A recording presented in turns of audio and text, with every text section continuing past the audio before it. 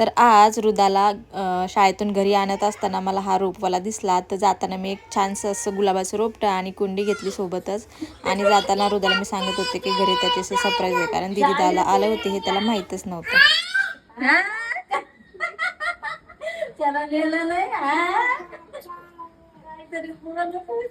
आणि जाताना मी राघवला चुकून गेलते म्हणून तो मला आता आल्यावर भांडत होता, मला नेलं नाही का म्हणून. तर त्याचं आता कुठलंही बोलणं असं क्यूट वाटतं ना, छानसं. आणि हेच ते गुलाबाचं रोप ते जे मी घेतलं होतं. आणि घरी आल्यानंतरही मस्त मटकी मी काल मोड आणण्यासाठी ठेवली होती. असं छानपैकी मोड आले होते. मग पांढरा भात होता त्याच्यातच मिक्स करून मस्त जेवण केलं. आता रोप तर आणलं होतं पण माती काही नव्हती त्या लावायला. मग आता हे उद्या गावी जाणार आहेत, मग त्यांनाच त्यांच्याकडून माती घेऊन यायला सांगणार आहे. आणि त्यानंतर मग कपडे वाळत घालायचे राहिले होते. तिकडून आल्यानंतर मग टेरेसवर गेले, बाकीचे तर गॅलरीतच वाळू घातले होते. आणि काही काम करत असताना राघवने मदत मला केली नाही असं कधी होतच नाही. आणि रोदत्त काय माझी शूटिंगच काढायला व्यस्त होता. आणि इतकं आभाळ भरून आलं होतं पण पाऊस काय पडणार नव्हता, म्हणून मी सगळे कपडे बिंदासपणे वाळत घातले. आणि तसं पण रोज असंच वातावरण होते, पाऊस पडायचं काही नाव घेतच नाही आहे.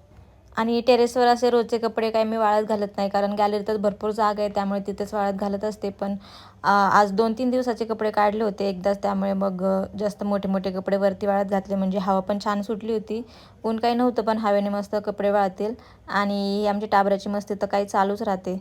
त्यानंतर म्हटलं आता वरती आलंच आहे तर टेरेसची साफसफाई करून घेऊयात.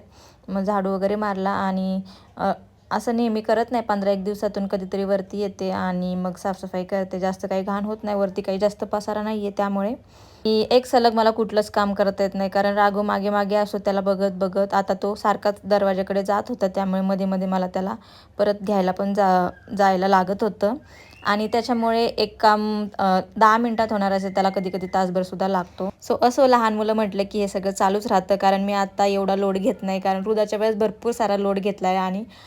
आणि लोड घेऊन पण काही फायदा नाही. आपण त्यांना किती समजवलं तर शेवटी ती मुलंच आहे, त्यांना जे वाटते तेच करणार. आणि इथं साफसफाई केल्यानंतर इतकं समाधान वाटत होतं.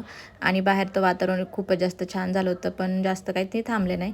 त्यानंतर मग रात्री वडापावचा बेत होता, मी लाहून सगळी तयारी करून दिली ती. मग त्यांनी मस्त वडापाव फ्राय केले. सो असा होता आजचा दिवस. व्हिडिओ आवडला तर नक्की लाईक करा आणि आपल्या चॅनलला नक्की सबस्क्राईब करा. भेटूया नेक्स्ट ब्लॉगमध्ये, तोपर्यंत बाय.